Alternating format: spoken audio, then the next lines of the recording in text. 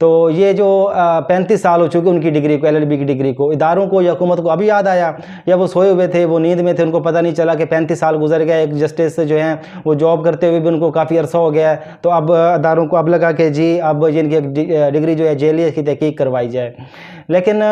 ہوتا یہ ہے کہ جب اداروں کی یا جب حکومت کی لوگ بات نہیں مانتے، اعلیٰ عہدوں پہ جو لوگ ہوتے ہیں، پھر ان کو بلیک میل کیا جاتا ہے ان کی فیملی کے حساب سے، ان کی فیملی کو لے کے، ان کے بچوں کو لے کے، یا پھر ان کی ملازمت کو لے کے، ان کے روزگار کو لے کے، اس طرح کی چیزوں کو لے کے جب ان کو پریشرائز کیا جاتا ہے، ان کو لالچ دیا جاتا ہے، تو جب وہ اس میں بھی نہیں آتے تو پھر ہوش ہتھ کنڈے استعمال کیے جاتے ہیں اسی طرح کے۔